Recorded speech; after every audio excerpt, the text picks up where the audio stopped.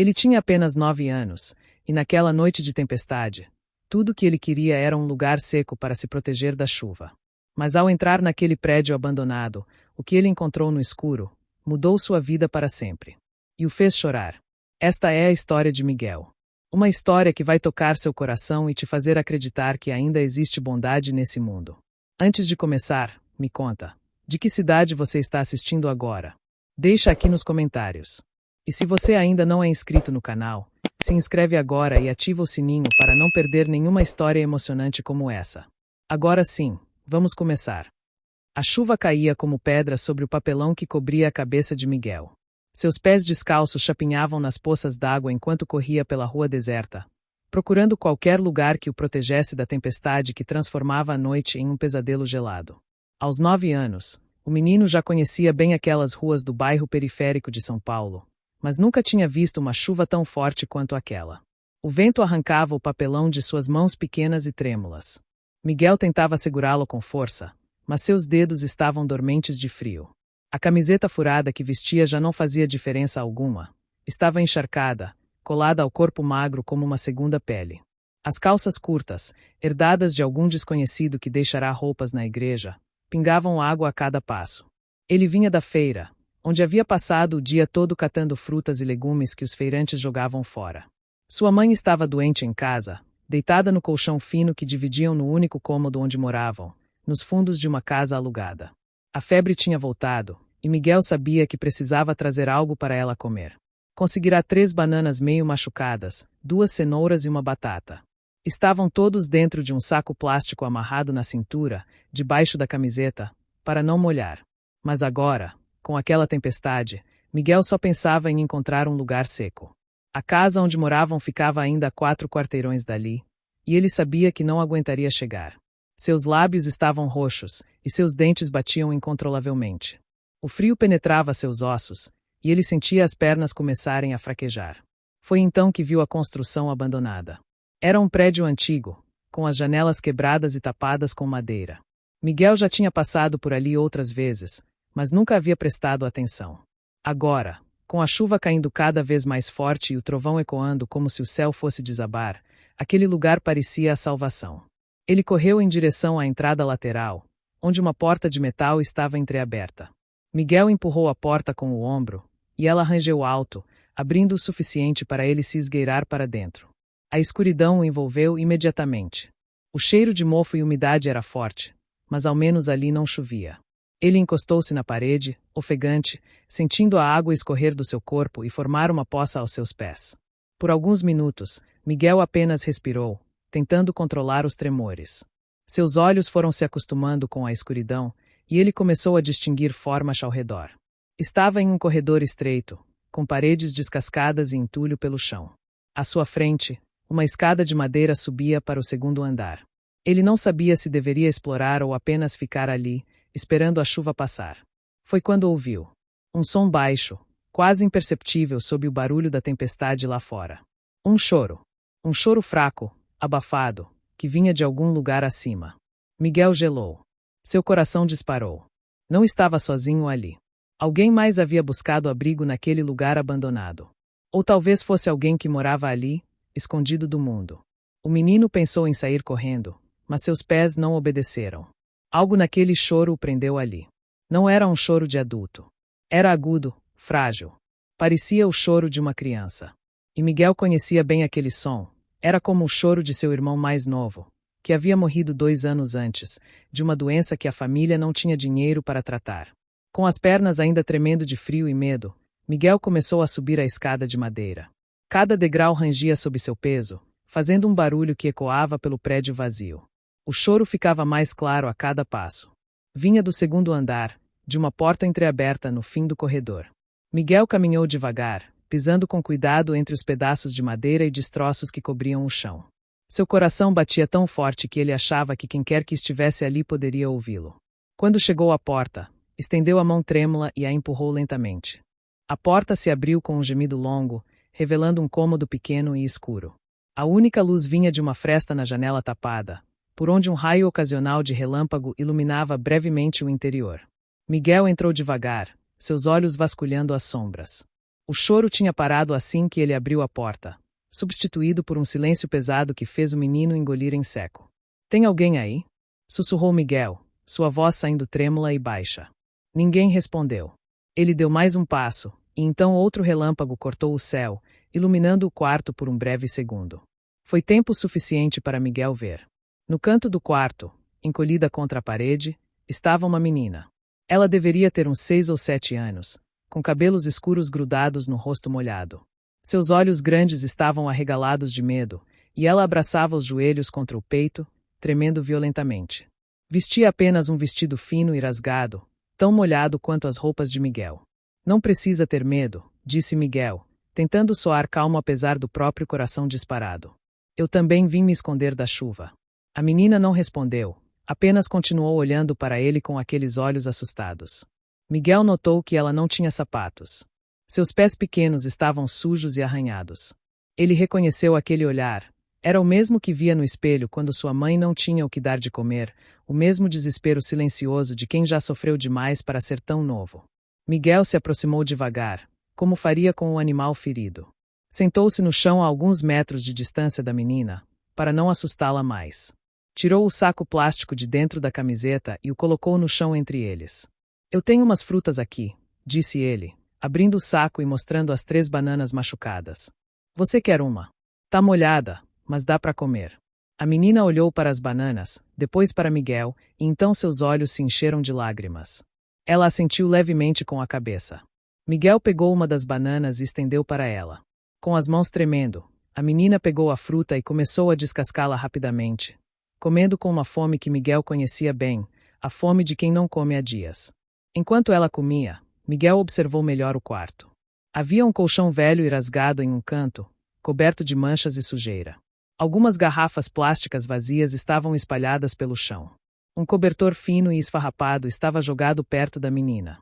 Era claro que alguém estava morando ali, naquele lugar abandonado. Você mora aqui? Perguntou Miguel suavemente. A menina engoliu o pedaço de banana que estava mastigando e assentiu novamente. Sua voz saiu tão baixa que Miguel mal conseguiu ouvir. Eu e minha mãe. Miguel sentiu um aperto no peito. Cadê sua mãe? Os olhos da menina se encheram de lágrimas novamente, e ela apontou para um canto escuro do quarto que Miguel não havia notado antes. Ele se levantou devagar e caminhou naquela direção. Quando seus olhos se acostumaram com a escuridão, ele viu. Uma mulher estava deitada no chão, imóvel. Vestia roupas tão sujas e rasgadas quanto as da menina.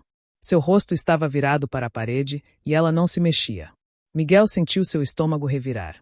Aproximou-se um pouco mais e chamou baixinho. Senhora. Nada.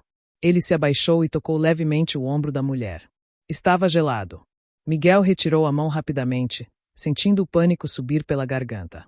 Ele já tinha visto a morte antes, no rosto pálido de seu irmão, deitado na cama antes de ser levado. Ele sabia o que estava vendo agora. A mãe da menina estava morta. Miguel voltou-se para a criança, que agora chorava silenciosamente, as lágrimas descendo por suas bochechas sujas. Ela sabia. Claro que ela sabia. Mas o que uma criança de 6 anos poderia fazer? Para onde ela iria? Como ela pediria ajuda? Há quanto tempo? Perguntou Miguel, sua própria voz falhando. Ela parou de mexer quando escureceu, respondeu a menina entre soluços. Eu fiquei chamando ela, mas ela não acordou. Tentei acordar ela, mas ela tá muito fria. Miguel sentiu as lágrimas queimarem seus olhos. Ele tinha apenas 9 anos. Ele mesmo era uma criança tentando sobreviver, tentando cuidar de sua própria mãe doente. E agora estava ali, diante de outra criança que havia perdido tudo.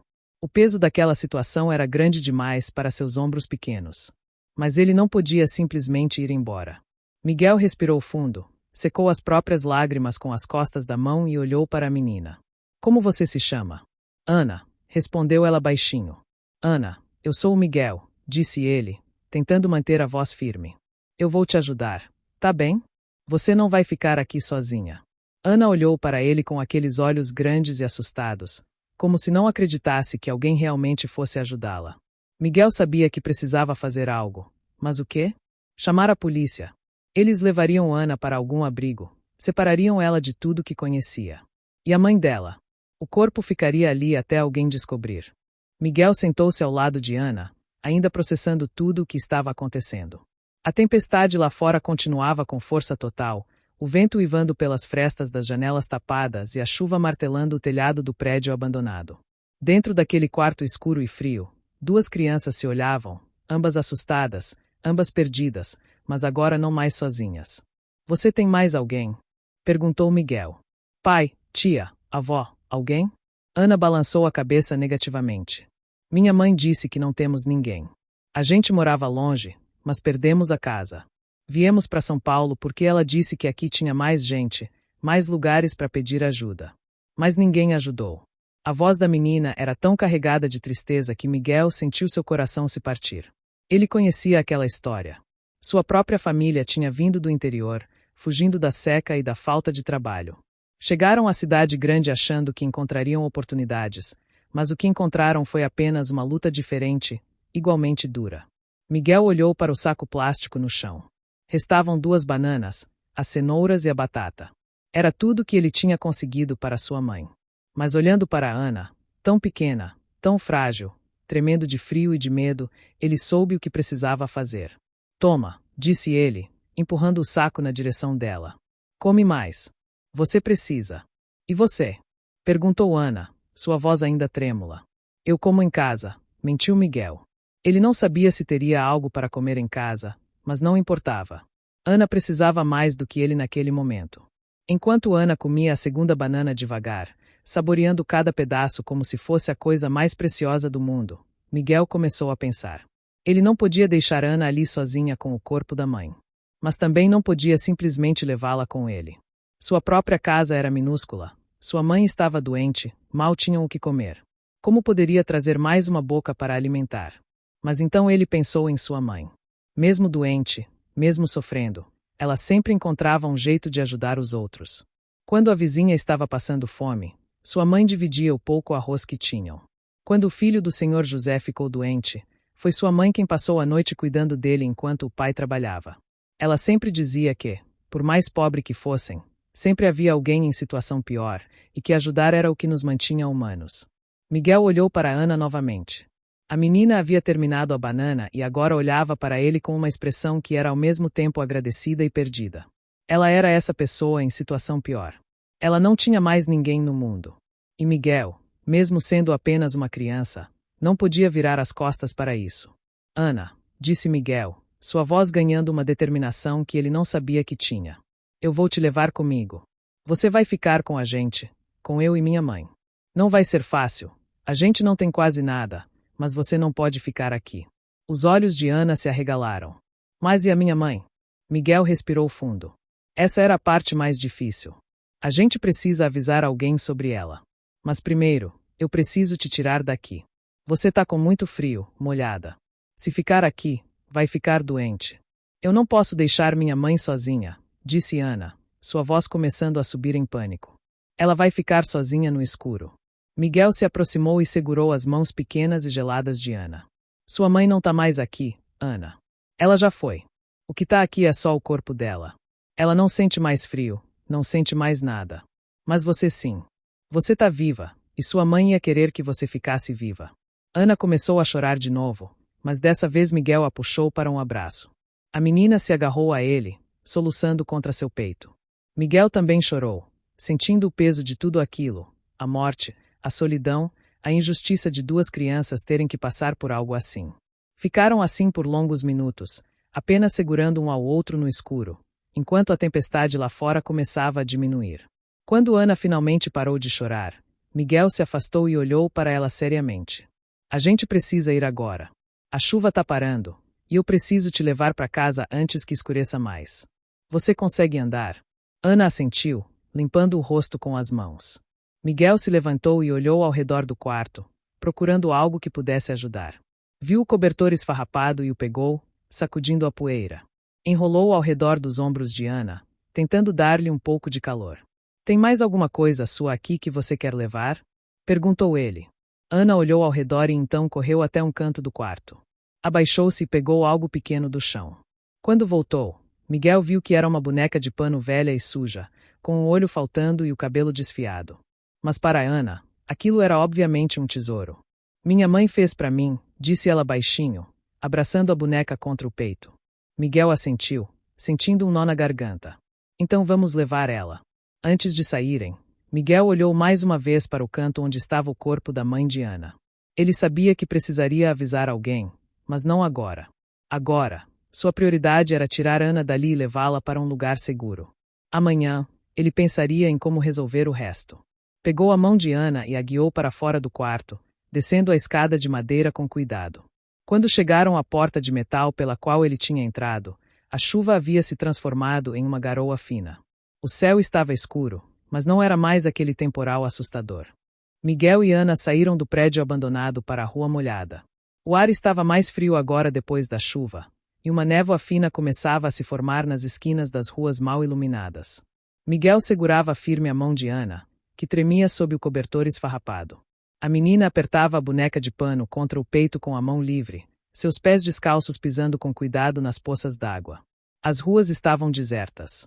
A tempestade tinha afastado todos para dentro de suas casas. Apenas alguns cachorros vadios perambulavam entre as lixeiras tombadas, procurando comida. Miguel conhecia o caminho de cor: 4 quarteirões para a esquerda, depois 2 para a direita, e então a viela estreita que levava aos fundos da casa onde morava com sua mãe. Mas agora, com Ana ao seu lado, aquele caminho familiar parecia diferente. Mais longo. Mais perigoso. Ele olhava constantemente ao redor, verificando as sombras, temendo que alguém aparecesse e perguntasse o que estavam fazendo ali. O que ele diria? Como explicaria uma menina encharcada, com um cobertor velho, claramente em situação de rua? Miguel. A voz de Ana era tão baixa que quase se perdeu no barulho do vento. Sim. Sua mãe vai ficar brava quando você chegar com eu? Miguel pensou por um momento antes de responder. Minha mãe não é de ficar brava. Ela é boa. Ela vai entender. Mas vocês já são pobres, disse Ana, demonstrando uma consciência triste demais para sua idade. Eu vi como você olhou para o saco de comida. Não tem comida para todo mundo, tem? Miguel parou de andar e se abaixou na frente de Ana, ficando na altura dos olhos dela. Ana, escuta. A gente é pobre mesmo. Tem dias que a gente passa fome. Tem dias que eu e minha mãe dividimos uma única refeição. Mas minha mãe sempre me disse uma coisa: não importa quão pouco você tem, sempre tem alguém com menos. E se você pode ajudar esse alguém, você ajuda. Porque um dia você pode ser esse alguém. Ana o olhou com aqueles olhos grandes e tristes, e Miguel viu uma lágrima escorrer por sua bochecha. Ele limpou com o polegar e sorriu para ela. Vamos. Tá quase chegando. Continuaram andando. Viraram na primeira esquina, depois na segunda. Miguel reconheceu a padaria do seu Antônio, já fechada naquele horário. Passou pela oficina mecânica do seu João, também fechada. Então entraram na viela estreita, onde o cheiro de esgoto era forte e onde o chão era de terra batida que a chuva transformará em lama. A casa onde Miguel morava ficava no fim da viela. Era uma construção antiga, com paredes descascadas e um portão de ferro enferrujado. Miguel e sua mãe moravam nos fundos, num cômodo que originalmente era uma lavanderia, mas que o dono alugava por um preço que eles conseguiam pagar, quando conseguiam pagar. Miguel abriu o portão com cuidado para não fazer barulho. Não queria acordar a dona da casa, Dona Francisca, uma mulher de meia idade que era dura mas não má. Ela já tinha ameaçado despejá-los várias vezes por atraso no aluguel, mas nunca tinha de fato o feito. Miguel sabia que, no fundo, ela tinha pena deles. Levou Ana pelo quintal estreito, passando pela área de serviço externa onde havia um tanque rachado e algumas roupas penduradas no varal. Chegaram finalmente à porta do cômodo onde moravam. Era uma porta de madeira simples, sem tranca. Não tinha nada lá dentro que valesse a pena roubar. Miguel respirou fundo antes de abrir a porta. Não sabia como sua mãe reagiria.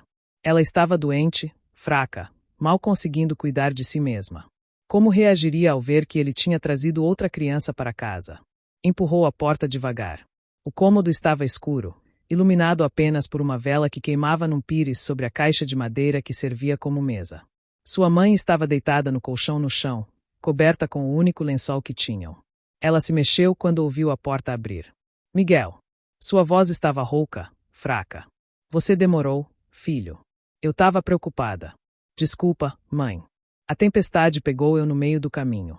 Miguel entrou e ajudou Ana a entrar também. Fechou a porta atrás deles. Sua mãe tentou se sentar, apoiando-se nos cotovelos.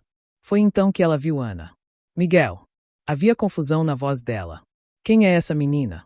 Miguel puxou Ana para perto dele, colocando a mão protetora no ombro dela. Mãe, essa é a Ana. Eu encontrei ela. Ela precisa de ajuda. Sua mãe, Dona Rosa, olhou para Ana. Mesmo na penumbra, Miguel podia ver sua mãe avaliando a situação.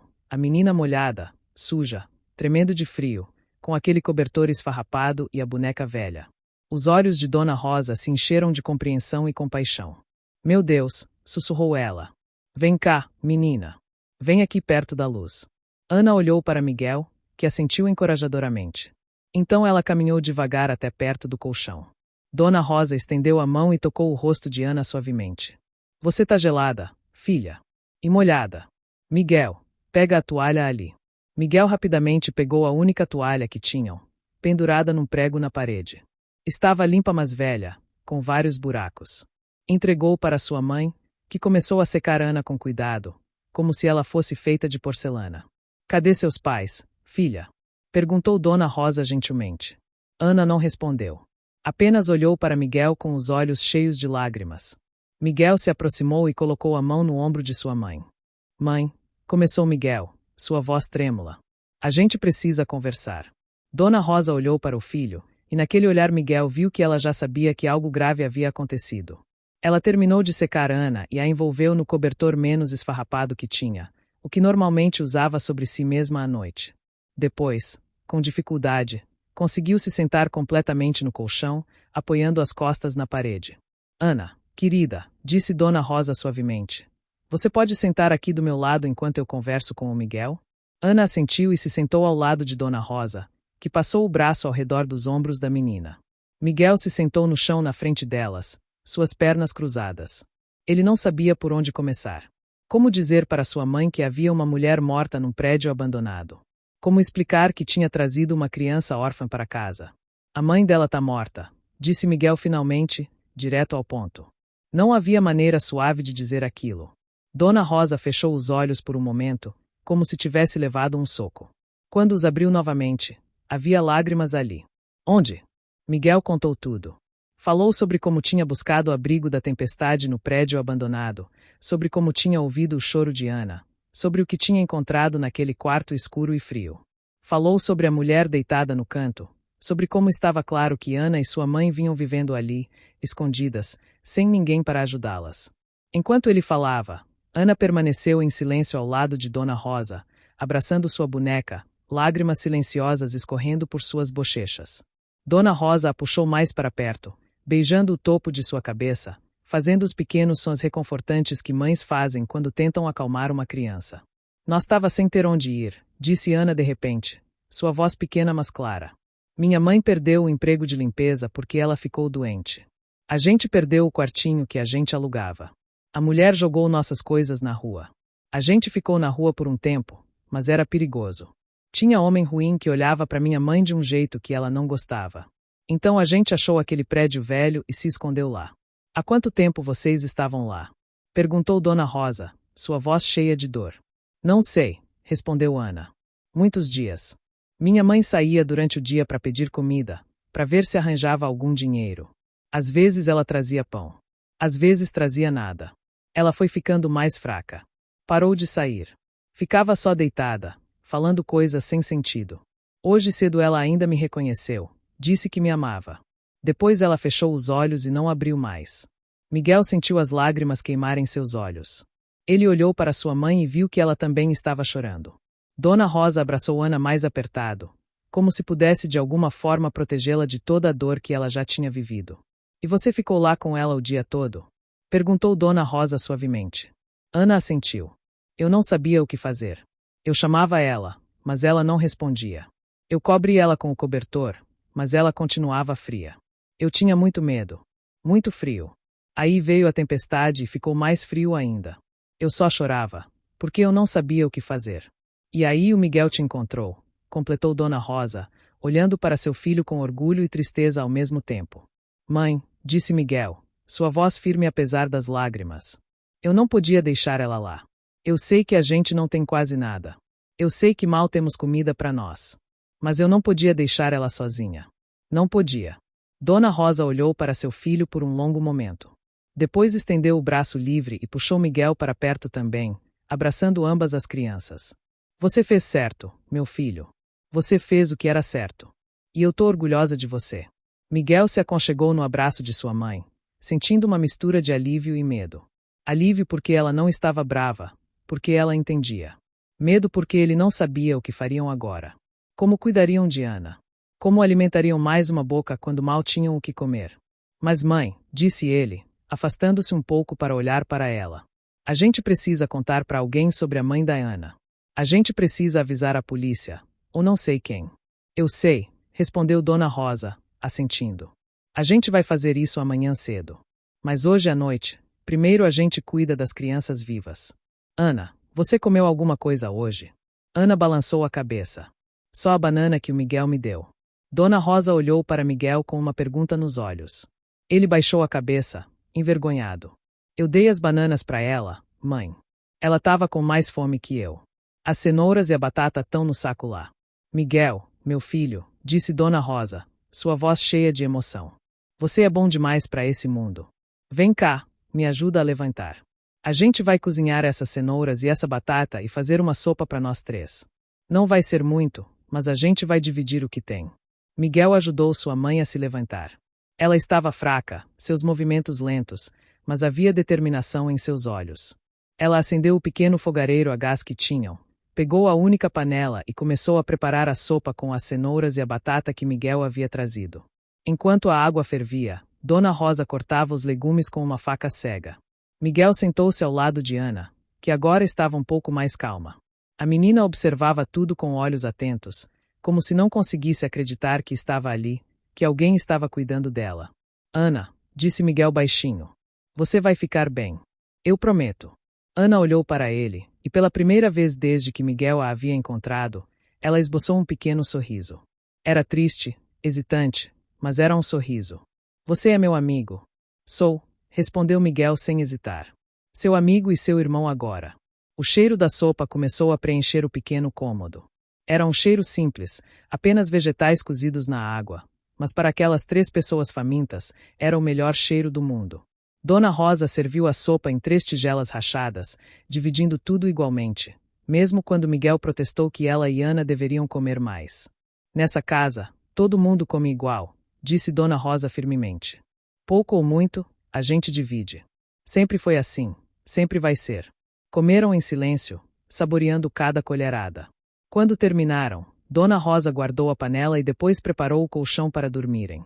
Era pequeno, mal cabia 2 pessoas, mas de alguma forma as 3 se acomodaram, Dona Rosa no meio, Miguel de um lado e Ana do outro. Amanhã a gente resolve tudo, sussurrou Dona Rosa, beijando a testa das 2 crianças.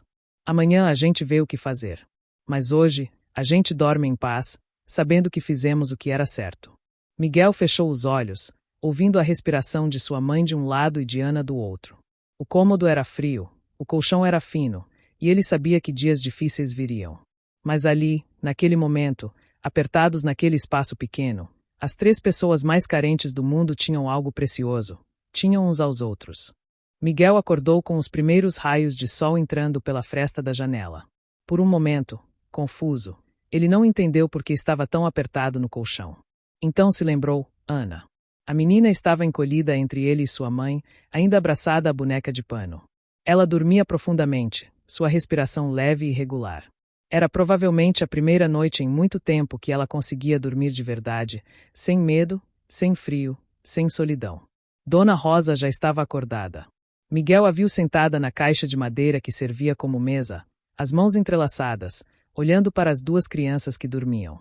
Quando percebeu que Miguel estava acordado, ela fez um gesto para que ele viesse até ela, com cuidado para não acordar Ana. Miguel se desenrolou do cobertor e caminhou até sua mãe. Ela o puxou para perto, passando o braço ao redor de seus ombros. Você sabe o que a gente precisa fazer hoje, né, filho? Sussurrou ela. Miguel assentiu, sentindo o peso da responsabilidade. A gente precisa avisar sobre a mãe da Ana. Sim. E depois, Dona Rosa suspirou fundo. Depois a gente precisa pensar no que vai acontecer com ela. Os assistentes sociais vão vir. Vão fazer perguntas. Vão querer levar ela para um abrigo. Não. Miguel falou mais alto do que pretendia, e rapidamente olhou para Ana para ver se a havia acordado. Ela se mexeu um pouco, mas continuou dormindo. Ele baixou a voz. Mãe, não podemos deixar levarem ela. Ela vai ficar sozinha de novo, com um monte de gente estranha. Ela já perdeu tudo. Miguel, amor, disse Dona Rosa, acariciando o rosto do filho. Eu sei como você se sente. Eu também queria poder ficar com ela. Mas olha pra gente. A gente mal tem comida pra nós dois. Eu tô doente, não consigo trabalhar. Você é uma criança, não deveria ter que trabalhar, mas trabalha mesmo assim, catando o resto de feira. Como a gente vai cuidar de mais uma criança? Miguel sentiu as lágrimas queimarem seus olhos. Mas a gente tem que tentar, mãe. A gente tem que tentar. Se a gente não tentar, quem vai? Ela vai acabar em algum abrigo lotado, ou vai fugir de lá e voltar pra rua. Eu sei que acontece isso. O Juninho da rua de baixo me contou. Disse que o abrigo é ruim, que as crianças apanham, que roubam comida umas das outras. Dona Rosa fechou os olhos, e Miguel viu uma lágrima escorrer por sua bochecha. Ele sabia que estava pedindo muito de sua mãe. Ela já carregava tanto, já sofria tanto. Mas ele também sabia que sua mãe tinha o coração maior que qualquer dificuldade. A gente vai tentar, disse ela finalmente, abrindo os olhos e olhando para Miguel com determinação. A gente vai fazer tudo o que puder para ficar com ela. Mas você precisa entender, Miguel, que pode não depender só da gente. Tem leis, tem regras. A gente precisa ter uma casa registrada, uma renda, documentos. A gente não tem nada disso direito. Então a gente consegue, disse Miguel, sua voz cheia de uma convicção que ele mesmo não sabia de onde vinha. A gente vai atrás dos papéis, a gente arruma um jeito de provar que pode cuidar dela. A senhora vai melhorar, eu sei que vai. E eu ajudo mais ainda. Eu arrumo uns bicos, eu faço qualquer coisa. Dona Rosa puxou Miguel para um abraço apertado. Você é bom demais, meu filho. Bom demais. Tá bem. A gente vai tentar. A gente vai lutar por ela. Mas primeiro, a gente precisa fazer a coisa certa e avisar as autoridades sobre a mãe dela. Ana acordou uma hora depois. Ela abriu os olhos lentamente, confusa por um momento sobre onde estava. Quando viu Miguel e Dona Rosa, seu rosto se iluminou brevemente antes de escurecer novamente, lembrando-se de tudo que havia acontecido. Bom dia, querida, disse Dona Rosa suavemente. Você dormiu bem? Ana assentiu, sentando-se no colchão. Eu sonhei com minha mãe. Ela estava sorrindo para mim. Dona Rosa se aproximou e se sentou ao lado de Ana no colchão. Isso é bom, filha.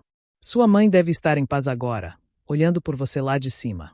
A senhora vai me mandar embora? Perguntou Ana de repente, sua voz tremendo. Para um daqueles lugares onde eles botam as crianças que não têm família. Miguel olhou rapidamente para sua mãe, esperando que ela dissesse a coisa certa. Dona Rosa pegou as mãos de Ana entre as suas.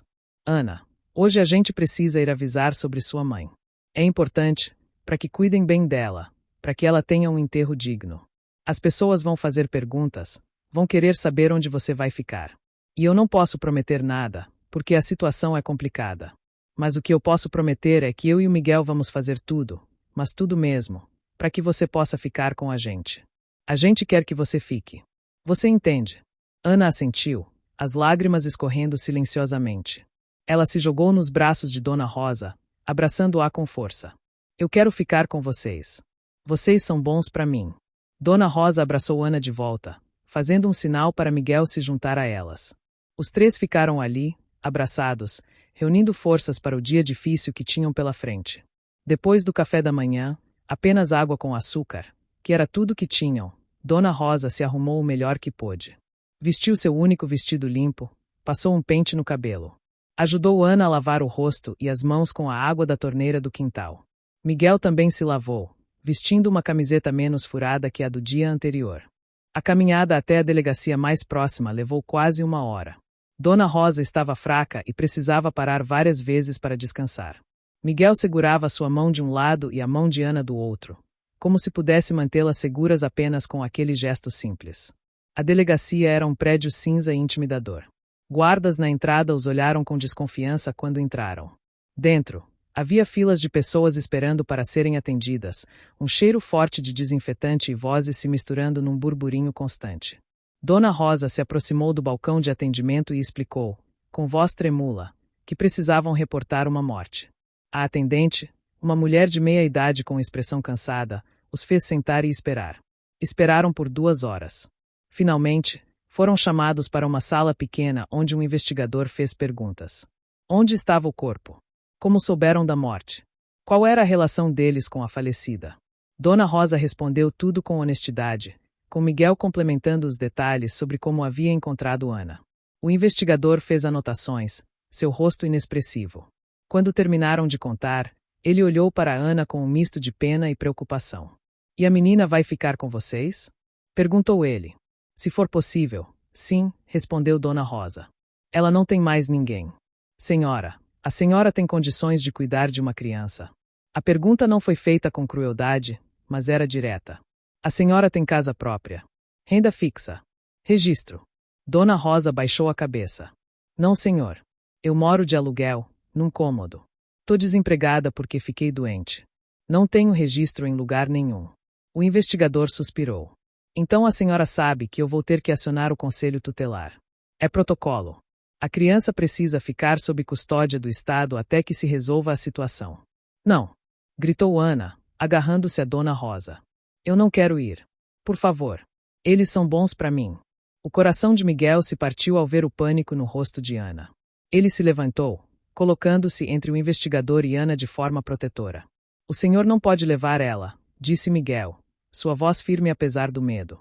Ela já perdeu a mãe. Se o senhor levar ela agora, vai ser como se ela perdesse tudo de novo. Por favor, tem que ter um jeito. O investigador olhou para Miguel por um longo momento. Havia algo em seus olhos, não era pena, era respeito. Respeito pela coragem daquela criança defendendo outra. Olha, disse ele, sua voz mais suave agora. Eu entendo a situação de vocês. E eu vejo que vocês se importam com ela. Mas eu tenho que seguir as regras. O que eu posso fazer é dar um prazo. Vou registrar que a menina está sob cuidados temporários de vocês enquanto investigamos e processamos a morte da mãe dela. Isso te dá, no máximo, uns 10 dias antes do Conselho Tutelar intervir oficialmente. E o que a gente faz nesses 10 dias? Perguntou Dona Rosa. Vocês arrumam sua situação, respondeu o investigador. Conseguem um trabalho, pelo menos informal. Conseguem um lugar melhor para morar, registram a menina numa escola. Provam que têm condições mínimas de cuidar dela. Aí, quando o conselho vier, vocês têm algo para mostrar. Era uma chance. Pequena, quase impossível, mas era uma chance. Dona Rosa assentiu, apertando a mão de Ana. A gente vai conseguir. Obrigada, senhor. Saíram da delegacia com um misto de alívio e pânico. Alívio porque Ana podia ficar com eles por enquanto.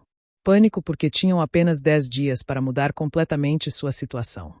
Na caminhada de volta, Dona Rosa estava silenciosa, claramente pensando. Miguel também pensava. 10 dias. Como conseguiriam trabalho, um lugar melhor, tudo o que precisavam em apenas 10 dias. Mãe, disse Miguel quando chegaram perto de casa. A gente precisa de um plano. Dona Rosa parou de andar e olhou para seu filho.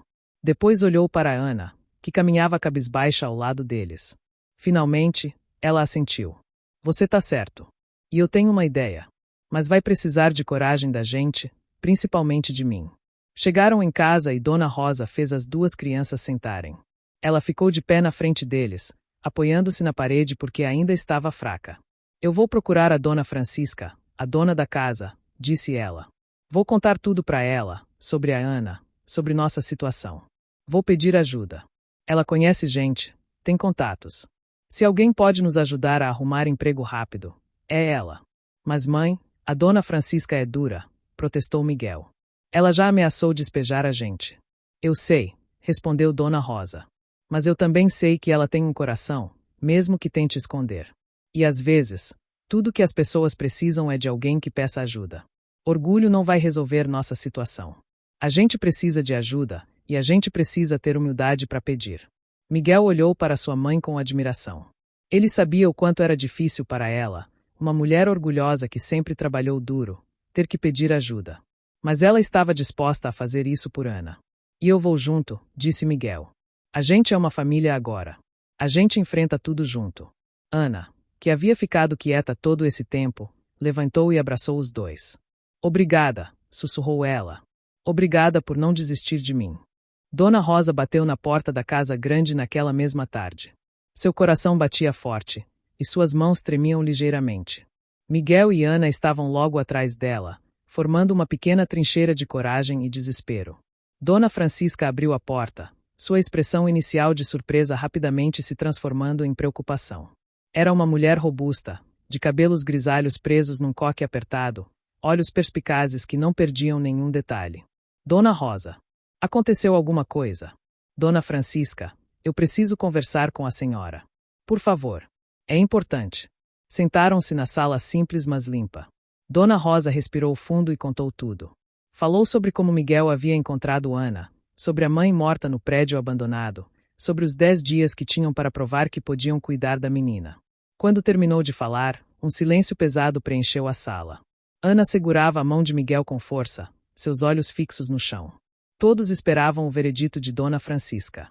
A mulher finalmente se levantou e caminhou até a janela. Ficou ali por um tempo que pareceu eterno.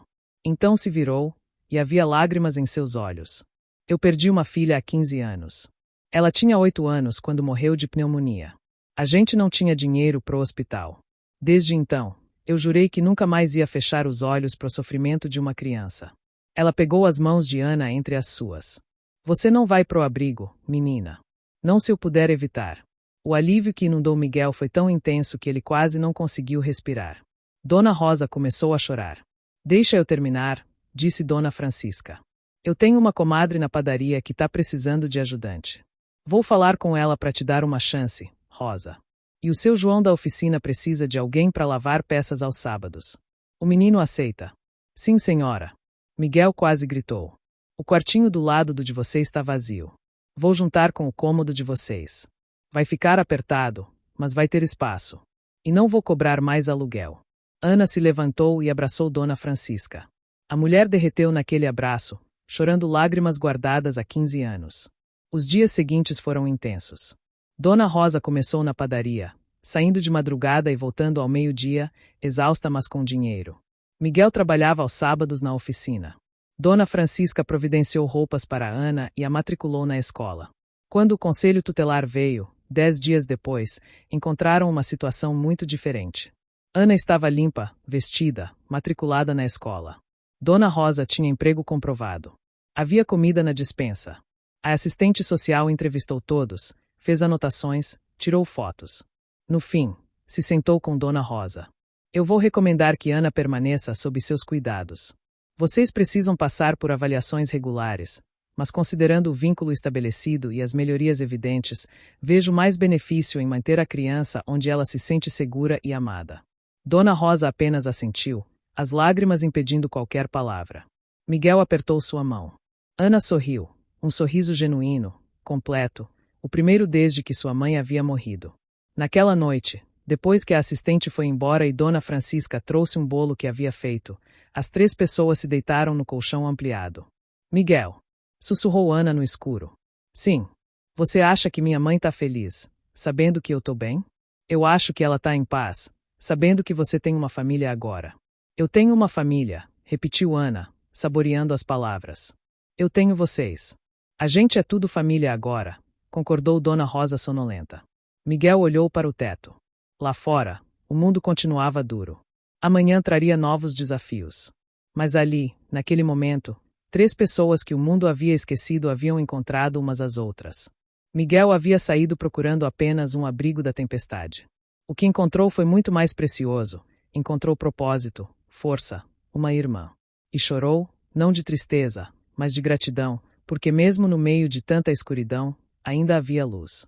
Miguel adormeceu naquela noite com um sorriso no rosto, Ana segura ao seu lado, e o som da respiração tranquila de sua mãe embalando seus sonhos. Ele havia buscado abrigo, e o que encontrou o fez chorar, mas eram lágrimas boas, lágrimas de quem descobriu que mesmo na pobreza mais absoluta, a riqueza do coração humano é inesgotável. Fim.